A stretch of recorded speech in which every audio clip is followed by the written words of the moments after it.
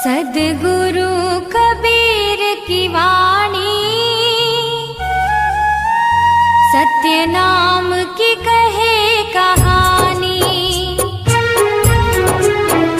सद्गुरु कबीर की वाणी, सत्य नाम की कहे कहानी। साथियों नमस्कार। सार सबद्धे सत्पुरुष चैनल में आप लोगों का स्वागत है और आप इस वीडियो के माध्यम से जानेंगे जगत प्रेमी चंद्रदेव के माध्यम से कि आदि अनादि मुक्ति पंथ में आप कैसे जुड़ सकते हैं और जुड़ने के बाद आप लोगों को क्या क्या नियमों का पालन करना पड़ता है।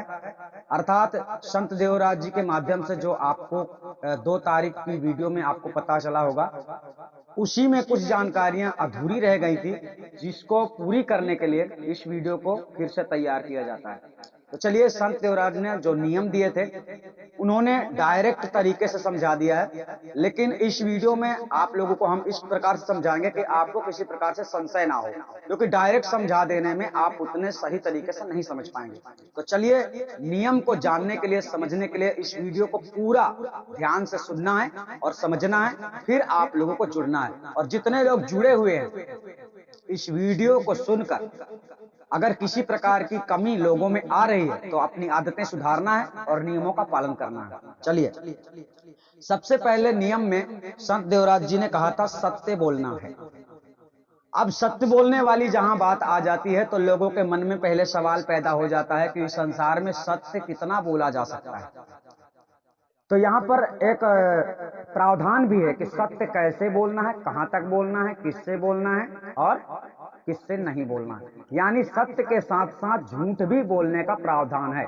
तो आप सत्य किससे बोलेंगे? आपको सत्य बोलना है। जितने लोग जुड़ गए हैं, जितने लोग जुड़ने वाले हैं, तो आप लोगों को संत देवराज से कभी भी झूठ नहीं बोलना है।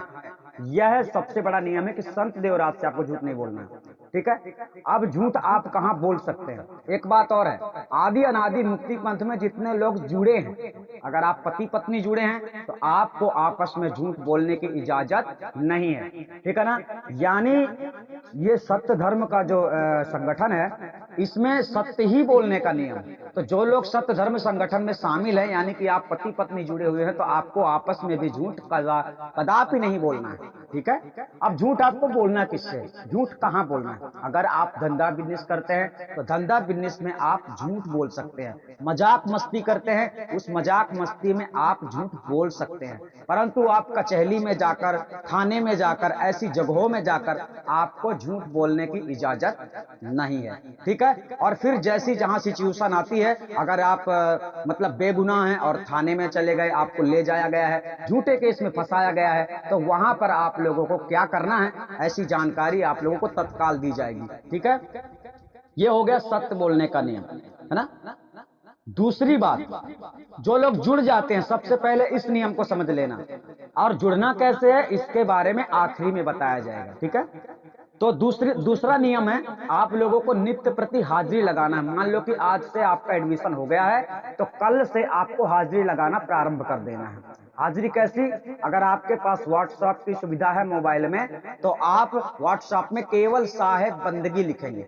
आपको केवल इतना ही लिखना है, या कि बोलकर भेज देना है वॉइस मैसेज। तो आप लोगों को आदि अनादि मुक्ति पंथ की तरफ से जो आशीर्वाद मिलता है सबको, वो आपको भी प्राप्त हो जाएगा और आपकी हाजिरी भी लग जाएगी। ये हाजिरी लगाने का नियम। ठीक है।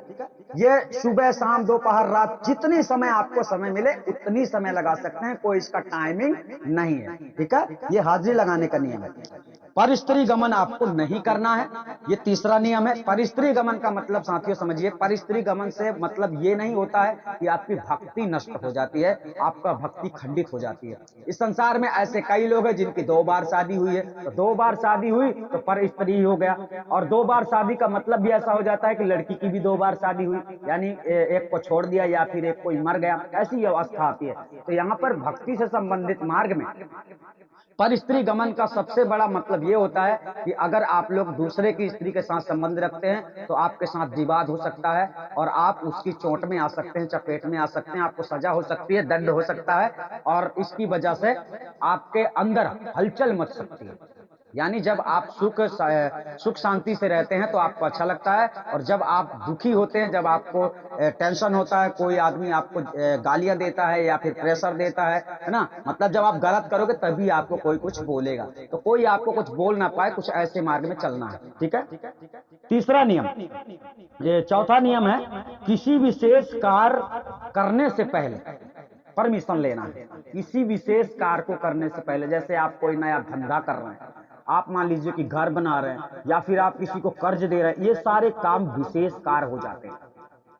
ठीक है। तो ऐसी सिचुएशन में आपको क्या करना है, क्या नहीं करना है, ये परमिशन लेने के बाद में आपको ऐसा कदम बढ़ाना है। शादी करना है लड़की की, कुछ भी है, लड़के की शादी करना है, जो भी काम आप कुछ नया कुछ विशेष कर रहे हैं, जो आप रोजमर्रा कर रहे हैं उनकी बात नहीं, जो आप कुछ नया कर रहे हैं उसमें आपको एक बार परमिशन लेना है, तब आगे कार्य करना है। ये यहाँ का नियम, आदि अनादि मुक्ति पंथी।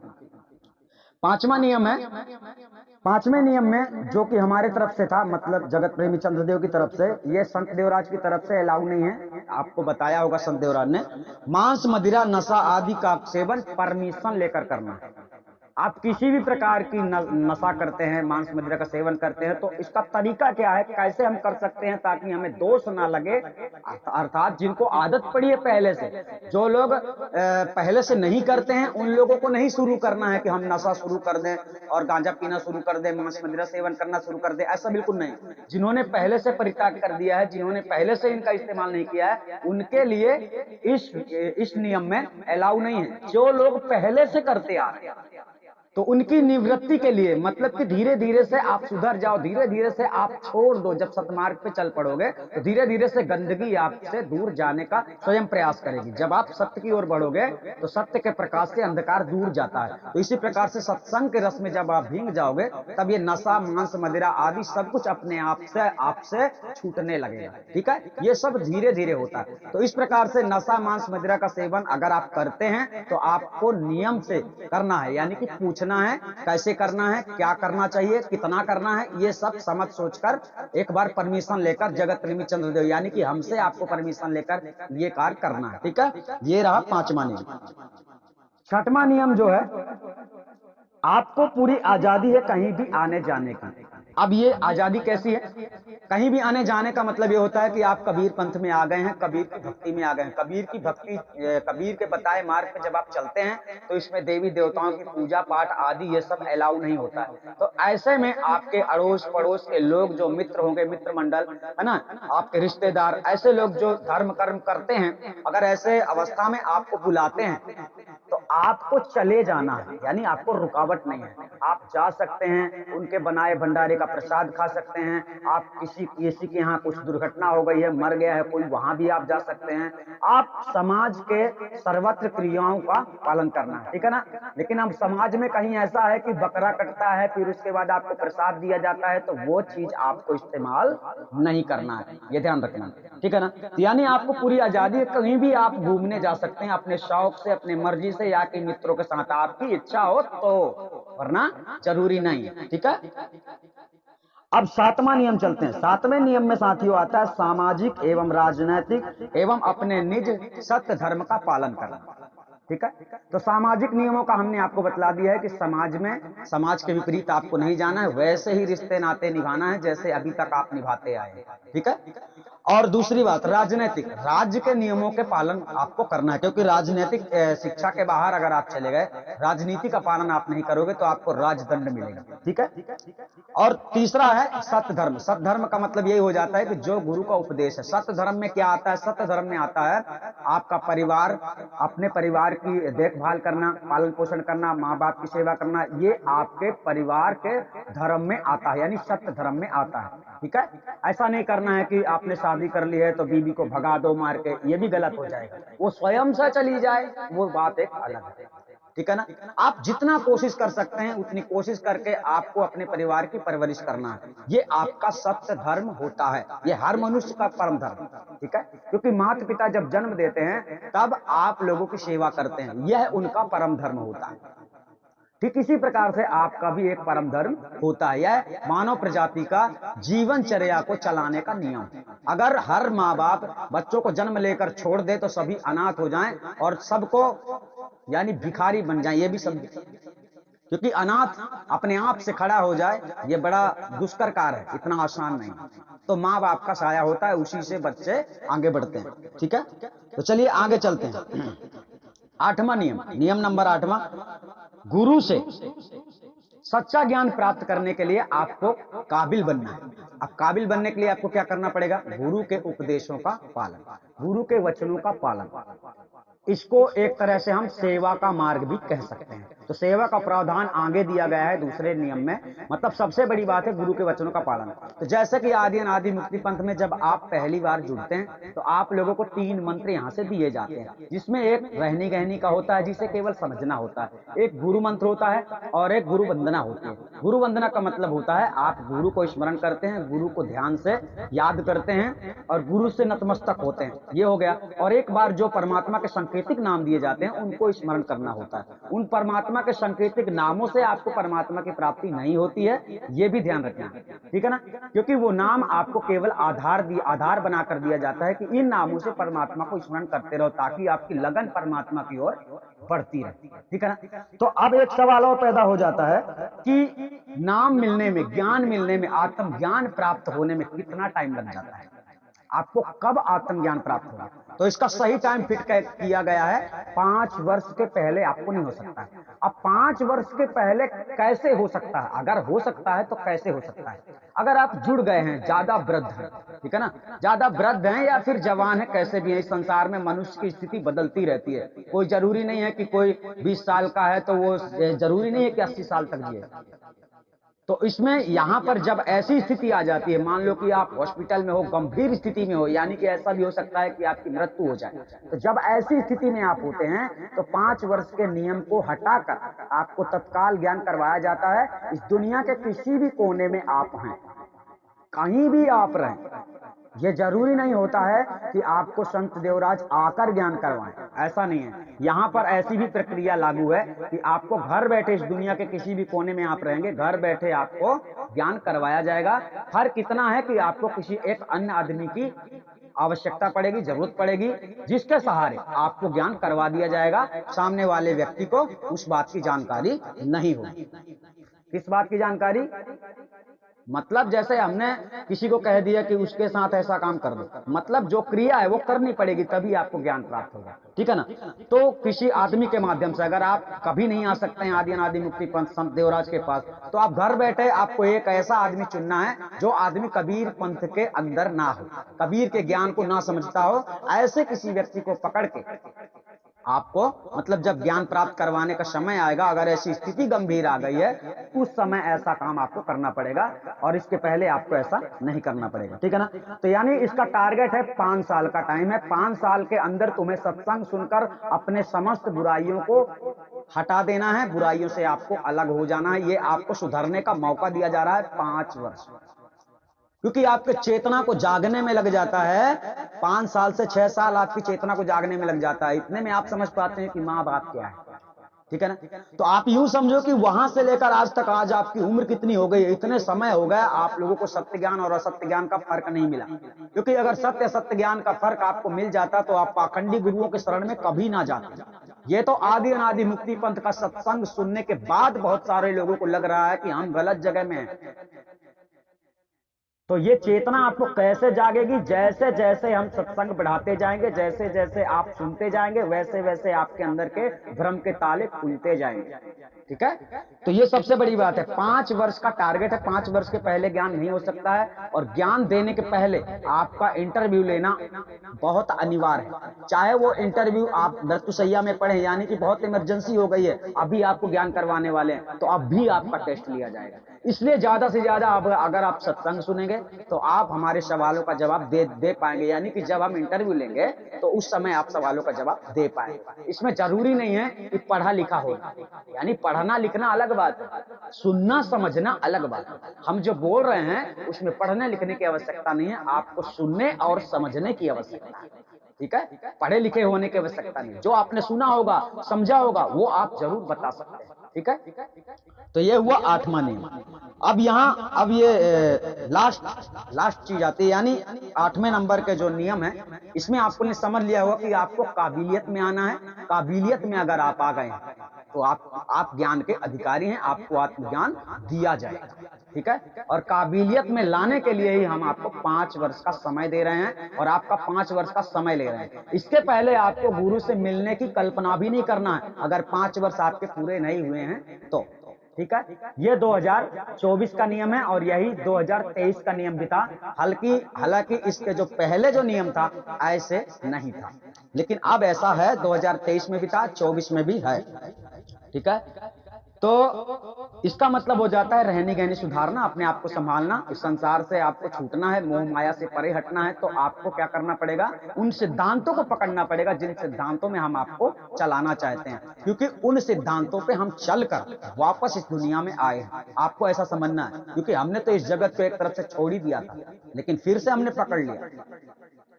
क्यों पकड़ लिया? आप लोगों के खातिर। ठीक है, तो चलिए अब ये 9वां नियम नंबर 9 नियम ही संत देवराज ने दिया था और यही 9 नियम आप लोगों को हम समझाने के लिए पुनः वीडियो तैयार कर रहे हैं, ताकि आप लोग अच्छी तरह से समझ पाए, कोई भी ऐसी बात ना रह जाए कि आप समझ ना पाए। तो जुड़ने वाले नियम में सबसे पहले तो होता है आपको आइडेंटिटी कार्ड भेजना। अगर आपने भेज दिया है तो अच्छी बात है, नहीं भेजा तो आपको आधार कार्ड या फिर पैन कार्ड या फिर परिचय पत्र या फिर ड्राइवरी लाइसेंस, इनमें से चारों में से कोई भी चीज आप भेज सकते हैं। बहुत सारे लोगों का ऐसा सवाल हो जाता है कि भाई इन चीजों की, इन कागजों की क्या जरूरत होती है। कुछ लोग तो ऐसे समझते हैं कि ये लुटेरे हैं, बैंक लूट लेंगे, हमारा पैसा लूट लेंगे। आपको ऐसा सोचने की जरूरत नहीं होती है। हम सरकारी कागज से, आपके सरकारी दस्तावेजों से केवल आपका नाम देखते हैं और आपके उम्र की जानकारी हमको प्राप्त होती है, जिससे हमें पता चलता है कि आपकी एडमिशन फीस क्या है। यहाँ पर एडमिशन फीस का भी प्रावधान है। एडमिशन फीस पहले से 50 रुपए बढ़ा दी गई है और इसमें 10 साल का और एक्सचेंज किया गया है, बदलाव किया गया है। जैसे कि पहले 40 वर्ष तक के लोगों का 200 रुपया वार्षिक फीस था, 1 वर्ष का, है ना। तो वर्तमान में कर दिया गया है कि 30 साल तक के लोगों का फीस 200 रुपया है, यानी 1 वर्ष का। अगर 30 वर्ष के आप हैं तो 30 दुनाम 60, यानी 6000 आपकी एडमिशन फीस होती है 30 वर्ष तक के लोगों की। अब 50 रुपए बढ़ाया गया है आगे से, तो आगे यानी कि 40 वर्ष तक की आपकी उम्र है तो आपकी फीस है 250 रुपया प्रति वर्ष, यानी 2 वर्ष का 500 रुपया। तो इसी के हिसाब से आपको जोड़ लेना है 40 वर्ष का कितना होता है, यानी 30 से 40 के अंदर जितने लोग हैं आप लोगों की 250 रुपया फीस है। और जिन लोगों की उम्र 40 से 50 के अंदर है, जिन लोगों की उम्र 40 से 50 है, ऐसे लोगों की फीस जो है पहले 300 थी और अभी 350 कर दी गई है। जो लोग 40 से 50 के अंदर है, जो लोग 50 से 60 के अंदर, उन लोगों की फीस पहले 400 थी, अब 450 हो गई है। और 60 के आगे जितने लोगों की उम्र है, इन सभी लोगों की फीस 450 में ही आएगी, क्योंकि संत देवराज जी ने इसके आगे कोई भी लाइन नहीं दर्शाई, कोई भी एडमिशन फीस नहीं बढ़ाई, इसलिए हम भी नहीं बढ़ा सकते हैं। कुछ इसमें बदलाव हो गया है, यानी कि संत देवराज जी ने उन बातों को बयान नहीं कर पाए, इसलिए हमको पुनः दूसरा वीडियो बनाना पड़ा ताकि आप लोग उसे अच्छी तरह से समझ पाए, एडमिशन के फीस के बारे में आप लोग समझ पाए हैं। अब यहाँ एक बात और आती है कि कुछ लोग सर्विस वाले हैं और कुछ लोग सर्विस वाले नहीं हैं, कुछ लोग नौकरी नहीं कर रहे हैं, कुछ लोग बिजनेस कर रहे हैं। तो इसे अच्छी तरह से आपको समझना है। अगर आप बिजनेसमैन है, कोई भी बिजनेस आप करते हैं, तो उस बिजनेस में से जो आपका मंथली व्यवसाय होता है, उस मंथली मतलब कि 30 दिन का महीना है, आपको समझ लेना 30 दिन का महीना है। 30 दिन के महीने में से 1 दिन की सेवा आप लोगों को आदि अनादि मुक्ति पंथ में भेजनी है। अगर आपके पास बिजनेस है या फिर आपके पास कोई सर्विस है, तो 30 दिन में से 1 दिन की सेवा आप लोगों को सतगुरु के चरणों में अर्पण करना है, ये नियमानुसार। ठीक है, अब किसानों के लिए क्या रहा है? किसानों के लिए देखो, किसानों के पास एकदम से कुछ आता है और एकदम से चला जाता है। तो किसानों के लिए भी यही सिस्टम है कि आप लोग एक मतलब आपके पास जितना भी हुआ, मान लीजिए कि आपके पास 30,000 का गेहूं हो गया, तो आपकी सेवा बनती है 1,000, 29,000 आपको अपने घर में यूज करना है। ठीक है, इस प्रकार से तो सेवा को आप लोगों को अच्छी ढंग से समझ लेना है। करने वाले जितना चाहे उतना कर सकते हैं, लेकिन ये नियम इसलिए दर्शाया जा रहा है ताकि आप सेवा में लगे रहें, क्योंकि सेवा से ही आपके अंदर प्रीत जागेगी, लगन जागेगी और आपके अंदर का जो प्रेम है वो बढ़ता जाएगा। क्योंकि प्रेम न बाड़ी उपजे, वही उसी चीज को तो कमी है। आप बच्चों को पालते हैं, बच्चों के ऊपर खर्च करते हैं, पैसे देते हैं, है ना, सारी जरूरतों को पूरी करते हैं, तो आप बच्चों से प्रीत रखते हैं। इसी प्रकार से जो अन्य बच्चे होंगे आपको उनके ऊपर उतना प्रेम नहीं होगा जितना प्रेम आपको अपने बच्चों पर होगा। ठीक इसी प्रकार से हमारी कोशिश है कि आपकी लगन संत देवराज से लग जाए, क्योंकि लगन जब आपकी उनसे लग जाएगी तो आपको उनके सिवा कुछ नहीं दिखाई देगा, और जब उनके सिवा आपको कुछ नहीं दिखाई देगा तो आपके अंदर वही प्रेम समझने की क्षमता आ जाएगी, जिस प्रेम के बारे में सदगुरु कबीर साहब ने कहा। वह प्रेम सत्ता, वह सत्य ज्ञान आपको तभी समझ में आएगा जब आप निर्मल हो जाएंगे, शुद्ध हो जाएंगे, इस संसार से मोह माया से विरक्त हो जाएंगे। और ये कार्य आपको जीते जी करना है। मरने के बाद तो सब छूट ही जाना है, फिर छोड़ना नहीं पड़ेगा, परंतु मरने के पहले ये विद्या सीखनी है। क्योंकि सदगुरु कबीर साहब ने कहा भी है, कहाँ है कबीर कछु उद्यम कीजिए, मतलब कुछ उत्पन्न करो, कुछ मेहनत करके कमाओ और आप खाए और उनको दीजिए, खुद भी खाओ दूसरों को भी खिलाओ। ठीक है, तो हालांकि आप लोगों के द्वारा जो आदि अनादि मुक्ति पंथ में सेवा आती है, दान आता है, वो व्यर्थ नहीं जाएगा, वह सत्य धर्म में काम में आता है। यानी सत्य धर्म के काम में आप खड़े हैं, आप सहमत हैं और सत्य धर्म के झंडे को आप आगे बढ़ा रहे हैं। जब आप सत्य आदि अनादि मुक्ति पंथ में जब आप दान करते हैं, सेवा करते हैं, तो आपको यूं समझना चाहिए कि मेरा भी सहयोग है। किसमें? सत्य के साथ आप खड़े हैं। इस संसार में तो बहुत सारे ऐसे लोग हैं, क्या बतलाया जाए उनका, ठीक है ना। तो ये आखिरी नियम है। अब इसमें एक बात और है, जिन लोगों के पास पैसे नहीं है, देने की क्षमता नहीं है ही नहीं, तो ऐसे कौन लोग हो सकते हैं? 70 वर्ष से ऊपर जिनकी आयु है, ऐसे लोगों के पास अगर कोशिश करने के बावजूद भी सेवा नहीं दे पा रहे हैं, नहीं कर पा रहे हैं, तो ऐसे लोगों को, चाहे वो स्त्री हो चाहे पुरुष हो, ऐसे लोगों को फ्री में यहां पर एडमिशन दिया जाएगा। पहले ऐसा लागू नहीं था, लेकिन संत देवराज जी के माध्यम से कल के वीडियो में यह नियम लागू किया गया है, इसीलिए हमको भी करना पड़ रहा है, क्योंकि हम मनमानी तो कर नहीं सकते, है ना। तो इसी प्रकार से 70 वर्ष के उम्र से ऊपर जितने लोग हैं, क्योंकि ऐसे लोग कार्य करने में भी असमर्थ हो जाते हैं, लेकिन 70 की आयु जिसकी नहीं पूजी है, ऐसे लोग अभी काम कर सकते हैं। क्या कर सकते हैं? कई कार्य ऐसे होते हैं, सिक्योरिटी गार्ड का काम होता है, वो भी काम कर सकते हैं। मतलब आपको कमा के भी देना है, कमाना पड़ेगा। अगर उसके लिए आपने कुछ नहीं किया है तो फिर आप कुछ नहीं कर सकते। मतलब अपने लिए तो सब करते हैं, भोजन प्राप्त करना होगा तो प्रयास करेंगे, कपड़े लत्ते लेना होगा तो प्रयास करेंगे, और जरूरतें पूरी करनी होगी तो प्रयास करोगे। तो इसी प्रकार से आत्मज्ञान की जरूरत जो आप लोगों को है, इसमें भी आपको प्रयास करना पड़ेगा। यानी कि छोटे जितने लोग हैं, एक लड़की ने भी मतलब बोला था कि हम पढ़ते हैं, स्टूडेंट हैं, और हम कैसे जुड़ सकते हैं, हमारे पास पैसे नहीं है। तो ऐसे लोगों को हम बोलना चाहेंगे कि आप समर्थवान हो जाइए पढ़ने लिखने के बाद में, क्योंकि आप लोग पढ़ते लिखते हैं, कभी आने वाले भविष्य में आपकी शादी हो जाएगी। जब कभी शादी हो जाएगी तो आपका ये काम भी बन जाएगा, क्योंकि औरतों को पुरुषों से पैसा बचाना कोई बड़ी बात नहीं करोगे, महंगे महंगे कपड़े नहीं लोगे, महंगा महंगा मेकअप नहीं करोगे, तो आसानी से पैसे आपके पास बच जाएंगे। और ऐसा समय आने पर आप जुड़ जाना, समय आने पर, क्योंकि आदि अनादि मुक्ति पंथ कहीं भाग नहीं जाने वाला है और ना आप कहीं भाग जाएंगे। हाँ, इतना जरूर लोगों को लगता होगा कि इसके पहले मर गए तो अगर आदि अनादि मुक्ति पंथ के सत्संग आप सुनते हैं और केवल नियमों का पालन कर रहे हैं, तो आपका अनावश्यक मृत्यु संभव नहीं है। क्योंकि आदि अनादि मुक्ति पंथ का सत्संग सुनने का मतलब है कि आप सत्य के साथ खड़े हैं, और सत्य के साथ खिलवाड़ कोई कर दे उसकी मजाल नहीं।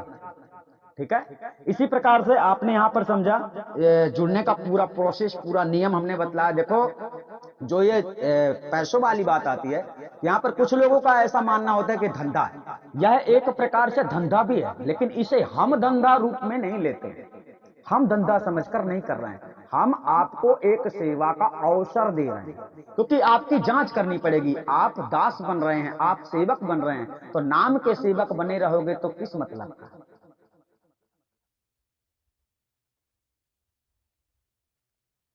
मतलब जैसे नहीं अपने नाम के पीछे आप लगा लोगे, जैसे कोई लगा लेता है रामदास, भगवान दास, है ना, और सुनील दास, जैसे कबीर पंथ लोग दास लगाते हैं। दास बनो पहले, आपको दास बनाया जाता है, दास बनने का मौका दिया जाता है। जब काम चोर बन जाओगे, काम से भागोगे, तो आप दास कैसे कहलाओगे, है ना? तो इस प्रकार से आप लोगों को सच्चा सतगुरु मिल रहा है इतना करने के बाद, जबकि साहब ने कहा शीश दिए जो भी गुरु मिले तो भी सस्ता जा। यानी आप सब कुछ न्यौछावर कर दो, उसके बाद भी अगर गुरु कहे कि शीश काट लो मेरा, मुझे ज्ञान दे दो, तो भी आपको सस्ते में गुरु मिल रहा है। मतलब गुरु अगर आपसे दक्षिणा में कहे कि मुझे अपना शीश दे दे, मैं तुझे ज्ञान देता हूं, तो भी सस्ता मिल रहा है। यानी आपको यह समझ लेना है कि आत्मज्ञान जब तक प्राप्त नहीं होता, जब तक आप चैतन्यता को संभाल नहीं लेते, अपनी चेतना को संभाल नहीं लेते, तब तक आपका कल्याण संभव नहीं है। ज्ञान तत्काल लेने के बाद में आपके अंदर तत्काल चेतना नहीं जागती, लेकिन जिसकी लगन अच्छी तरह से लग जाए, गुरु पर जो निछावर हो जाए, निछावर का मतलब कुर्बान हो जाए, गुरु का दीवाना हो जाए, तो ऐसे लोगों को 100% गारंटी है कि वो तत्काल समझ सकते हैं। ऐसा हुआ भी है, ये कोई ऐसी वैसी बात हम नहीं बोल रहे हैं, ऐसा हुआ भी है। जैसे संत देवराज ने अमेरिका में बैठे हंसा मेहता को ज्ञान करवाया, उन्होंने तत्काल उस बात को समझ लिया, और आज तक उनके अंदर ये डिफिकल्ट नहीं आया कि मुझे गलत ज्ञान है, समझ में आया। उन्होंने प्रैक्टिकल रूप से उसे पकड़ा, क्योंकि वो पूरी तरह से कुर्बान हो चुकी हैं, उन्होंने समझा है, माना है। इसलिए तो शायद इसी प्रकार की लगन आपके अंदर बढ़ जाए, आपके अंदर से लोभ लालच हट जाए, और आपके अंदर विवेक बुद्धि तीव्रता से जाग जाए। यही कोशिश है हमारी, क्योंकि परमात्मा को समझना, पहचानना बहुत कठिन है। और लगन लग जाए, प्रेम हो जाए, तो विश्वास है तो पहचान लोगे आप। ठीक है, तो हमारी पूरी कोशिश रहेगी। आप इस वीडियो में शायद कोई बातें बतलाने की जरूरत नहीं पड़ेगी, सारी बातें हमने इसमें बतला दी है। ठीक है, अधिक जानकारी के लिए आप लोग संपर्क कर सकते हैं 93 40 47 30 57 पर। यानी हमसे कोई बातें आपके समझ में नहीं आ रही हैं तो, ठीक है ना। यानी भक्ति को खेल समझकर ना करें, भक्ति भी एक इस जीवन का मुख्य उद्देश्य है।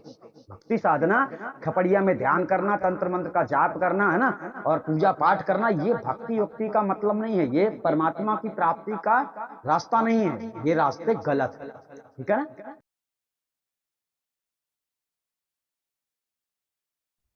तो शायद आप लोग समझ गए होंगे।